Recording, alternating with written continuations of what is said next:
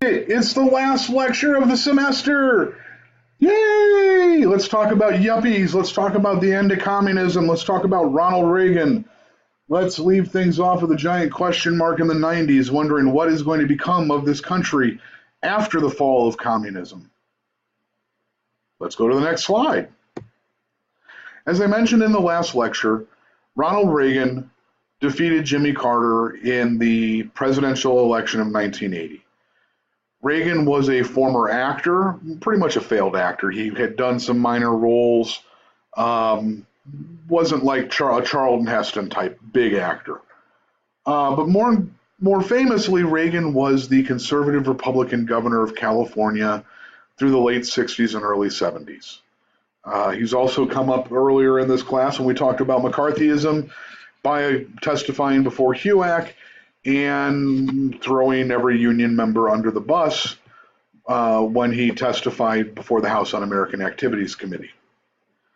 Reagan was a figurehead for the fiscal and social conservative movement that was a backlash to Jimmy Carter and pretty much 40 years of democratic rule of the nation. Between 1932 and 1980, with only a couple of administrations, Eisenhower and Nixon, as a break, Democrats had run the country since Roosevelt.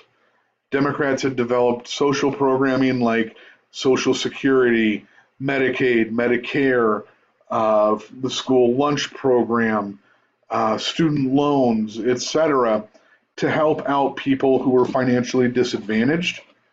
And Reagan was the figurehead for a movement that said government isn't the solution, government is the problem.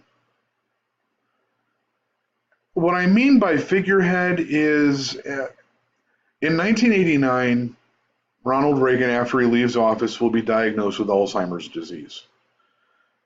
There is some concern and lack of knowledge as far as how much power he wielded in the White House, how much leadership he actually gave. We know that he was not the intellectual leader to begin with of these movements. He was the leader because he gave a great speech.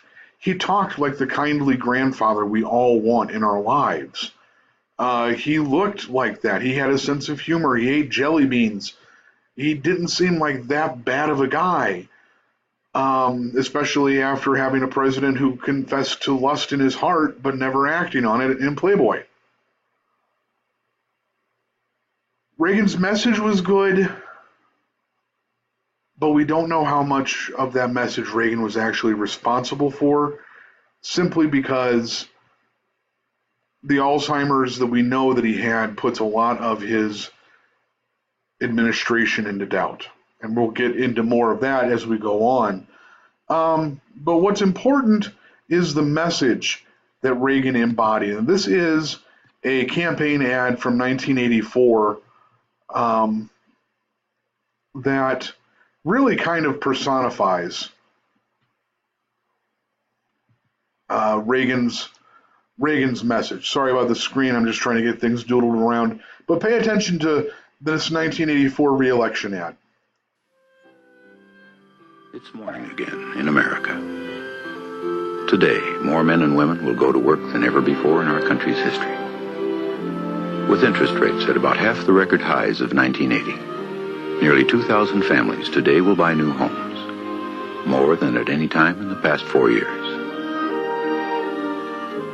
This afternoon, 6,500 young men and women will be married. And with inflation at less than half of what it was just 4 years ago, they can look forward with confidence to the future. It's morning again in America. And under the leadership of President Reagan, our country is prouder and stronger and better. Why would we ever want to return to where we were less than 4 short years ago?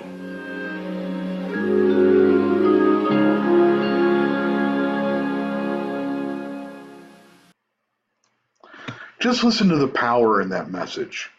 It's the gentle, good speaking voice about how good everything is in America. It's the visuals of Norman Rockwell run wild for life under the Reagan administration. Let me ask you this real quick, and this may not be received well. How many minority people did we see in that television ad?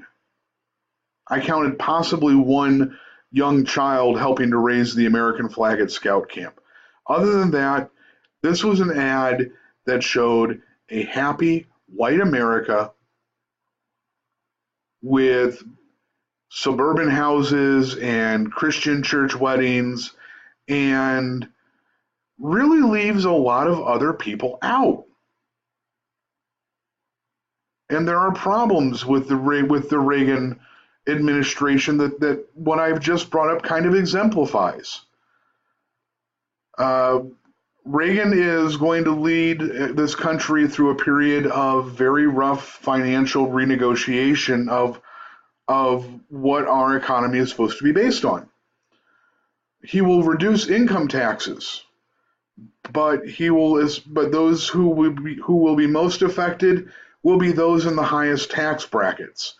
Reagan and Reaganomics, as his financial package is called, is based on the belief in trickle-down economics. Essentially,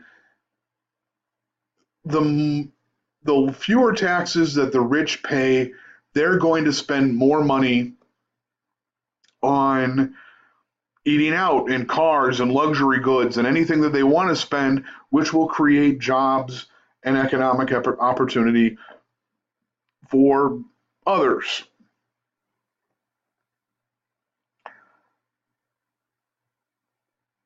Trickle down still has some adherents. There are still many people in this country that believe that trickle down may work. I think the lion's share of the evidence actually tends to show that when the rich get richer, they tend to hoard their money rather than spending it. But I am not an economist, and I will leave that comment there. Reagan will actually cut taxes so drastically the first year that he's in office that by 1982-83, he has to raise taxes in order to deal with the federal deficit and to deal with funding the American economy.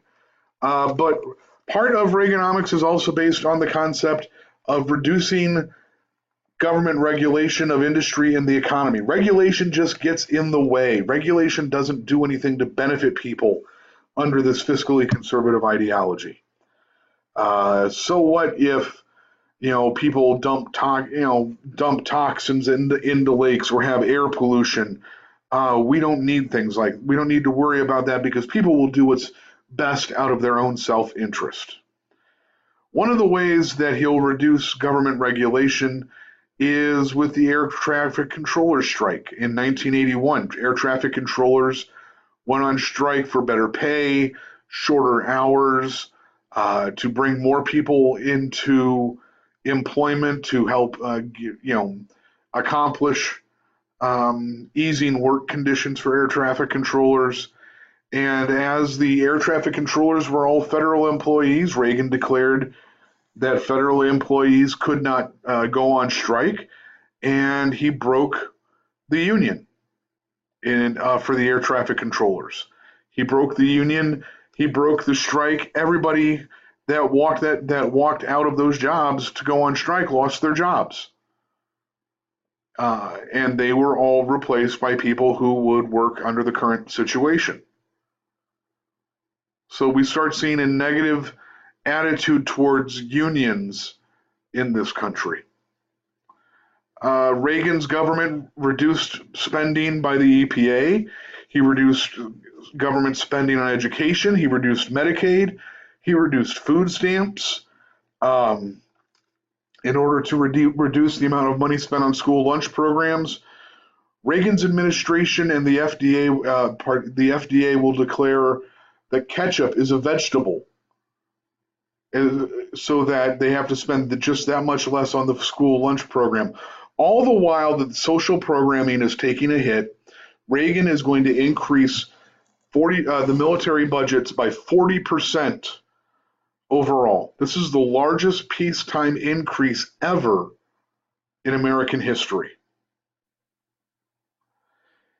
Reagan will raise the federal deficit to $3 trillion by the end of his term, most of this done in the name of defense spending and dealing with the Soviet Union. If there's one thing socially that the 1980s are known for besides Mel Gibson movies is yuppies. Yuppie stands for Young Urban Professional. These are people who are spurred on and backers of Reaganomics and Reagan's economic program because to the yuppie, financial success and financial gain means more than social obligations to society or personal life and family life. The poor are poor because they want to be. The poor don't work hard enough. They don't work long enough. They are at fault for their own problems. As such, we shouldn't be worried about them. We should be worried about making money for ourselves. If you have ever seen the movie Wall Street, Gordon Gekko is the poster child for the 1980s yuppie and these economic attitudes. Gordon Gekko will famously say, greed is good. Greed drives the economy. Work for yourself. Screw everybody else because they're financially in your way. And the 80s are going to be the yuppies are going to top this attitude off with what we call conspicuous consumption. Buying luxury goods, spending massive amounts of money on luxury goods, maybe goods that you'll never use, maybe luxury apartments in New York that you'll never visit because you're working a 75-hour work week trying to make as much money as you can. Cocaine, powdered cocaine use is associated with the yuppies. It's associated with rich white people. And there are far too many jokes that I can't say because of crude language and cocaine.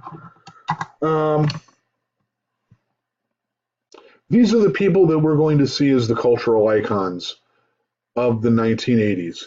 And in honesty, most of these people are back to the landers who came back to society. They're the same generation, they're the same kids.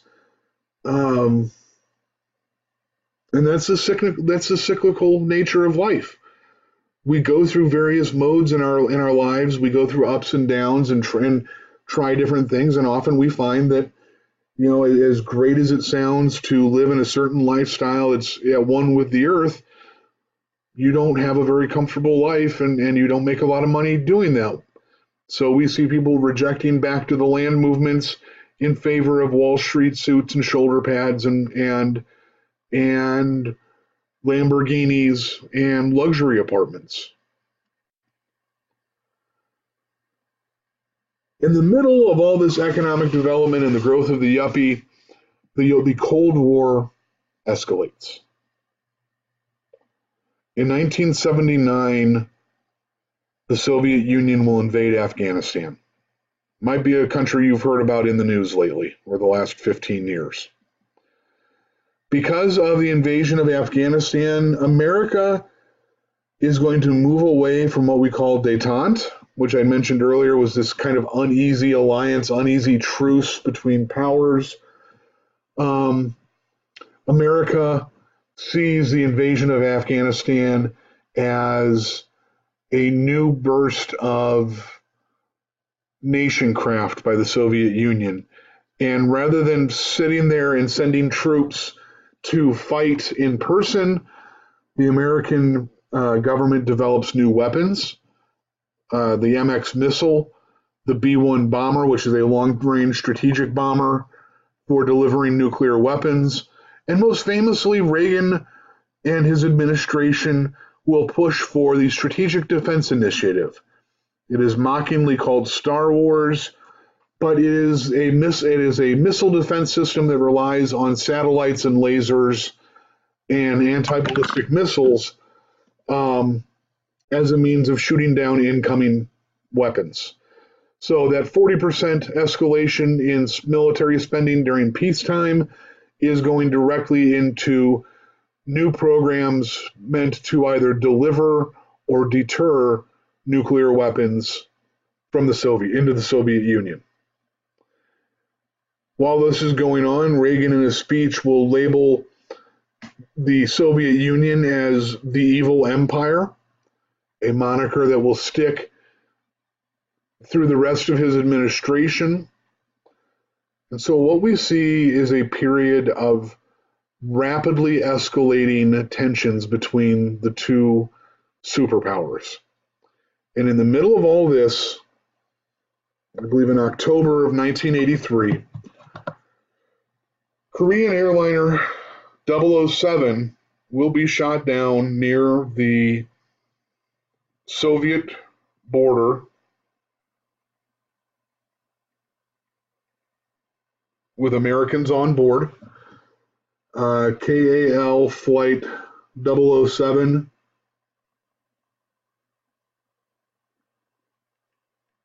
was a civilian Korea Airlines passenger jet.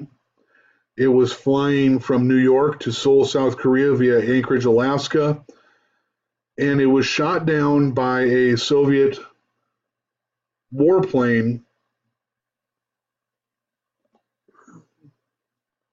It had deviated from its original flight plan, and what happened was it accidentally flew through Soviet airspace.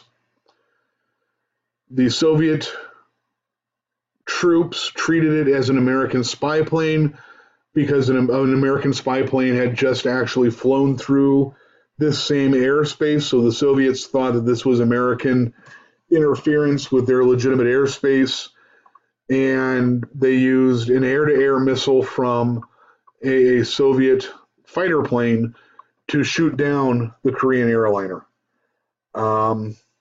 All 270 people on board were killed, including a member of the House of Representatives.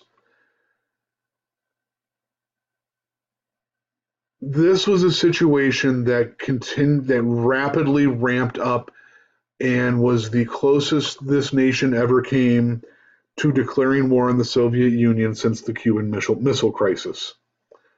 The Soviets actually found the wreckage of the airplane very quickly after it was shot down, but did not release the location or the information on the flight recorders for more than a month to American and Korean sources.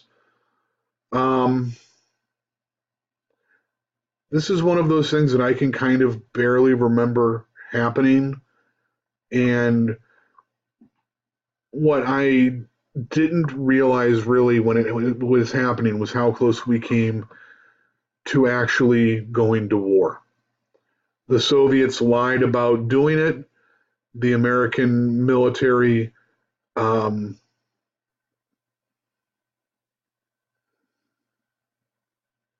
knew and could prove what had happened. In essence, even after Reagan called it a massacre, better heads were able to prevail, and we avoided going to war. But it came incredibly close because the Soviets had shot down civilians. It wasn't even a military airliner. They hadn't even taken the time to verify if it was a military or civilian vehicle, and it took calmer heads and negotiations to prevent the worst possible scenario from happening. As far as foreign policy goes under the Reagan administration, in 1983, over 200 American Marines are going to be killed in Beirut. They had been there on a peacekeeping mission and were unarmed.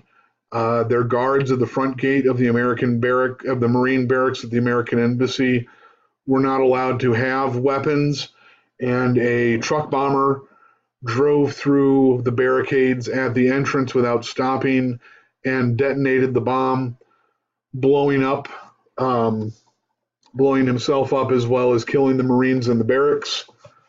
This was in response to American interaction in Beirut as well as other Middle Eastern issues throughout the late 70s, honestly, from going back from the 50s and growing up and building in tension through the early 80s.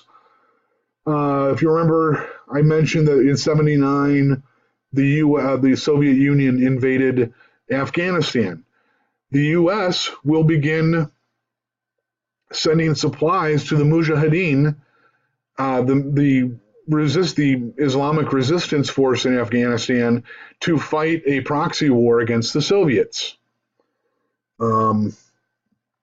This is not going to end well after the Soviets withdraw in 1989, and we just say thanks for fighting and dying for us and leave the Mujahideen without any other assistance or nation building or significant thanks. When the Soviets leave, and we leave a power vacuum in Afghanistan that will eventually see the rise of the Taliban and the September 11th attacks. And probably one of the most confusing situations to arise in 1980s politics, we have the Iran-Iraq War. The United States military will, in the open, sell military goods to the Iraqi army as a means to fight against the Iranians. If the Mujahideen are fighting on our behalf against the Russians, the Iraqis are fighting on our behalf against the Iranians. This is going to be a long and very deadly war between the two states that will ultimately come to nothing, except that Saddam Hussein will have a questionable stockpile of chemical weapons that we actually sold him to use against the Iranians. The other item that's going to happen is the Iran-Contra affair. Despite being avowed enemies of the Iranian state after the 1979 revolution, the American government and the Reagan administration, through back channels, will attempt to sell weapons to a select number of friendly Iranians as a means to generate income to support rebels against leftist governments in Nicaragua, as well as selling those weapons as a means to free hostages and free American hostages in the Middle East. It's a very convoluted, very confusing thing. Essentially, after declaring a blockade of, say, a moratorium on sales and interactions economically with Iran, the Reagan administration will do business with Iran as a means to try and free American hostages in Beirut. Hostage taking in the Middle East was a very widespread activity at the time as a means of gaining political power and money. We're also going to take that money and we're going to fund revolutions in Central America, especially Nicaragua, against what we see as leftist-leaning governments. These revolutions are going to kill thousands of people. They are going to, it's a god-awful mess. I mean, American nuns are killed by Reagan-supported Contras because of their humanitarian work in Nicaragua. Oliver North, a Marine colonel liaison to the White House, is going to take the fall for all of this. He will state that he shredded documents out of love for his country and did what he was ordered out of love for his country thereby he was sentenced, but I don't believe he ever served any major jail time for breaking the law on Ronald Reagan's behalf. Um,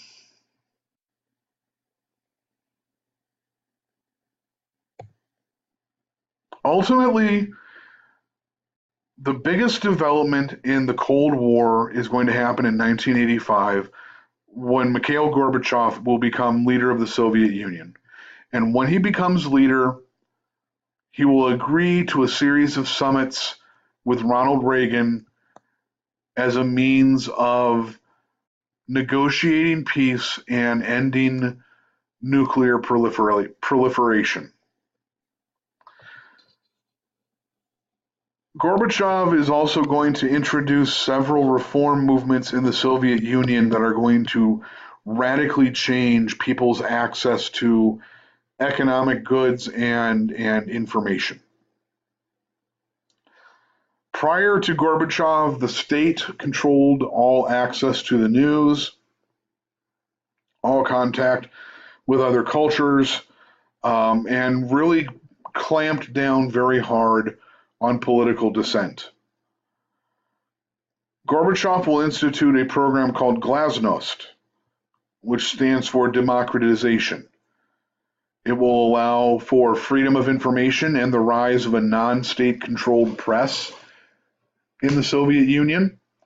It means that the government will be open for ridicule and inspection by the people. It will allow people to have contact with Western cultures, with Western ideas. It's no longer going to be a punishable offense to read certain books or to express an opinion against the government. At the same time, perestroika are a set of economic reforms that lead towards a more capitalistic style of economy. It lessens the amount of central planning that the government does as the leader of the economy. It allows for foreigners to invest in Soviet businesses as a means of business development. It's also going to lead to a rapid deterioration of the Soviet economy. The Soviet economy had been based on centralized planning for 70 years, almost 70 years. And now, opening things up, we're going to see a move away from a Marxist style of government into a capitalistic style of government. This is a period of time, I can still remember when the very first McDonald's opened up on Red Square and the cultural shock that it brought to Russia. Because here were people standing in line for hours to have an American cheeseburger. If you think about how radical something like that is, how transformative it is to have a cheeseburger that is shared with millions of other people around the world, to eat at the symbol of American, one of the great symbols of American capitalism. Soviet central planning begins to fall apart. It's impossible to have a centrally planned economy with foreign investment, with new foreign businesses opening up inside the Soviet Union, and with people moving farther and farther away from Marxist ideology. The economic and political reforms in the Soviet Union are going to leave the Eastern European buffer states in a vacuum. This had, after 40 years of the Soviet Union essentially telling Poland and Czechoslovakia and Yugoslavia and Romania how to run their governments and what they had to do, and propping them up. With the onset of these economic problems, the Soviet Union will draw into itself and leave these buffer nations to fend for themselves. Because of that 40% annual increase in American military spending, the American military is putting pressure on the Soviets to counter with massive amounts of military spending on their own. Ultimately, the American government has a better ability to borrow money than the Soviets do. And a lot of the downfall of the Soviet Union is they're going to bankrupt themselves trying to keep up with American military expansion. We start to see small-scale uprisings that begin in Romania, Bulgaria, uh, the Baltic states. Then they're going to sweep through these Soviet satellite states in Eastern Europe. People are going to start demanding freedom. They're going to start demanding access to the West. They're going to start demanding economic relief because without Soviet money propping up their own systems, these countries are beginning to starve. They're beginning to have massive problems within their own borders. And in response, Hungary and Czechoslovakia, as a pressure valve, will begin opening up their borders to allow visits to the West. This is seen as you can go out and come back in, go out and consume and come back and live under our government. We'll give you a weekend pass, you'll get out, you'll go visit someplace, you'll come back happier and relieved and be better citizens. And what we see happen is Eastern Europeans begin flooding out, and especially East Germans will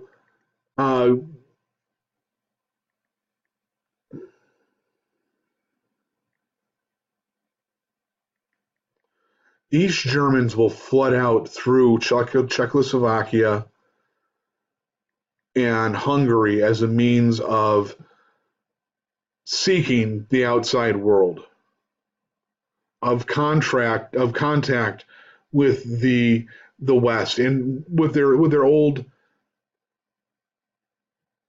old families. We'll start seeing protests across East Germany and the Eastern European states.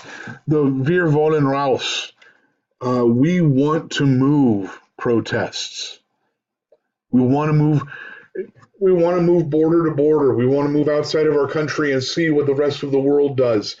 We want to be part of the larger world. Imagine living in an East Germany where you're not allowed to visit West Germany. And we haven't talked really about the Berlin Wall and its rise, but the Soviet influence was so deep in East Germany and in Eastern Europe that you couldn't travel. You couldn't get a visa or a passport to leave the country unless there were extreme examples of government need or government sponsorship. The average person was stuck in a communist state from birth to death. You couldn't leave. You did the job you were told to do. You collected your state income, and you lived that life until you were done working, and then you died. And so people are flooding out through Hungary and Czechoslovakia as a means to see that outside world, to taste freedom. Pure and simple. The rush for the borders in Hungary and Czechoslovakia is so great that on November 9th, East Germany, the symbol of a divided Europe, the symbol of a divided world, opened their borders for all travel. This was historic. This was the first time in 20 years, 25 years, that East Germans could travel back and forth across the border between East and West Germany. The border between East Berlin and West Berlin, the wall that separated the two halves of the city was no longer a barrier to travel. All borders were open. This was a night that, even as a 14-year-old, I knew that this was a massive night in world history. Because even though we didn't have duck and cover and nuclear war drills, there was a constant reminder all the time of communism and how we lived a better life in the United States because we could travel without passports. But if you lived in the Soviet Union, you had to have travel papers with you at all times. You couldn't leave the borders of your nation without special permission. You needed permission to travel, and God forbid, you could not leave to go to the West. And all of a sudden, we turned on the news in November, and people were crossing from East Berlin into West Berlin, and from East Germany into West Germany. And for the first time in 50 years, Germany wasn't really divided anymore. And as people sang and hugged, as families were reunited for the first time in decades, people began to physically assault the Berlin Wall. People began to strike at the very symbol of communist division and oppression in Germany and in Eastern Europe. 3 weeks earlier, 2 weeks earlier, these people would have been mowed down by armed guards for going anywhere near the Berlin Wall. And now the guards simply watched as people wanting to be free struck down the very symbol of their oppression.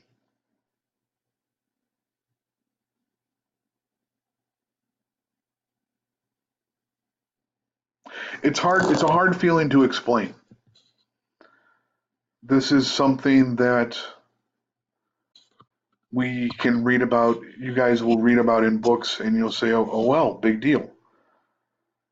This was essentially the end of the Cold War. This was essentially the end of 50 years of global policy. In October of 1990, Germany reunified. Even schleps like David Hasselhoff, a massive cultural star in Germany, gets his picture taken chiseling at the Berlin Wall. Within 18 months of the Berlin Wall falling, Gorbachev's government in Moscow will fall. Within 2 years of the Berlin Wall coming down, a bloodless coup in Moscow will depose a communist government.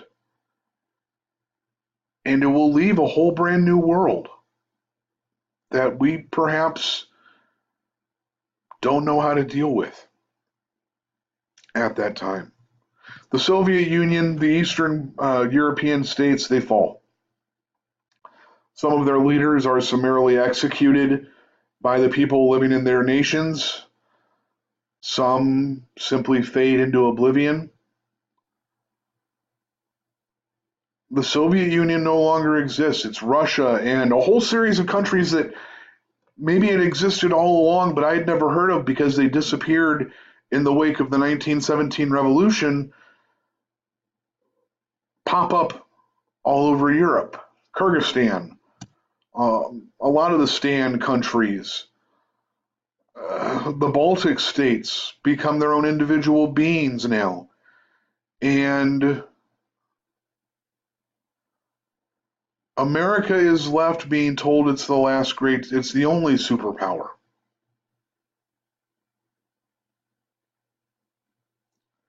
And for a period of time, it will feel like America has entered a new age where we have defeated our enemy and we are free to spread the American message as we wish. In the fall in 1991, Saddam Hussein will invade Kuwait. And America will lead a coalition of nations in a war against a former ally of the United States because of his aggressive actions in the Middle East. And it is a quick war. It is an easily forgotten war, but it is an event that lays the groundwork with ramifications even until today. But I don't want to leave you unhappy. I don't want to leave you with a negative message. So, as I promised, we're going to need a little David Hasselhoff to end this class. David Hasselhoff, on the night of October 3rd, 1990, when Germany reunified, David Hasselhoff gave a concert on top of the Berlin Wall. And again, as crazy as it sounds, this is one of those moments that I remember from world history. One morning in June, some 20 years ago, I was one of this man's sons. I had everything that money could buy, but freedom I had none. I've been looking for freedom. I've been looking so long. I've been looking so freedom. This is David Hasselhoff at the Brandenburg Gate on the night that Germany officially became a unified state, that Berlin became a unified city once again. Those people you see in the middle distance are sitting on the Berlin Wall. This truly was a great moment in American history and a moment in world history. This was the end of the great communist menace. We just didn't know what was waiting for us in the future. I want to thank everybody for your attention this semester. I want to thank you all for your time. I hope you have a great summer and good luck on your final exams.